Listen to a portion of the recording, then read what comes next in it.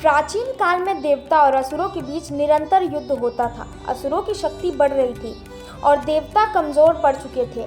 तभी सभी देवता भगवान विष्णु के पास गए और समाधान के लिए प्रार्थना की। भगवान विष्णु ने कहा, यदि देवता और असुर मिलकर क्षीर सागर का मंथन करें तो उसमें से अमृत निकलेगा। उस अमृत का पान करके देवताओं को अमर तत्व मिलेगा और वे पुनर्शक्तिशाली हो जाएंगे। ये सुनकर सभी सहमत हुए, परंतु समुद्र मंथन कोई साधारण कार्य नहीं था। मंदराचल पर्वत को मंथन की मथानी बनाया गया और नागराज वासुकी को रस्सी।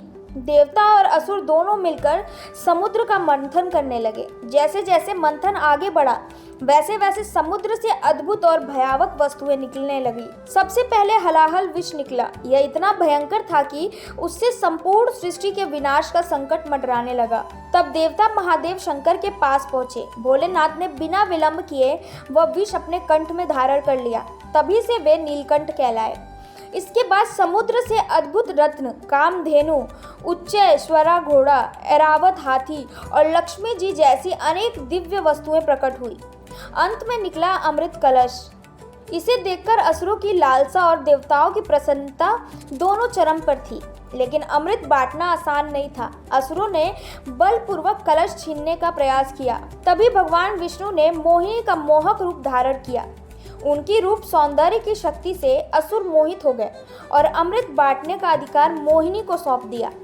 मोहिनी ने चालाकी से अमृत केवल देवताओं को पिला दिया। असुर ठगे रह गए और देवता अमर हो गए। लेकिन अमृत पान के समय एक असुर राहु वेश बदलकर देवताओं की पंक्ति में बैठ गया।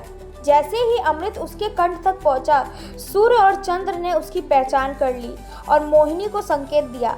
भगवान विष्णु ने तुरंत सुदर्शन चक्र से उसका सिर काट दिया। सिर अमर हो गया और वह राहु कहलाया। तभी से राहु केतु ग्रहण के समय सूर्य और चंद्र को निगलने का प्रयास करते हैं।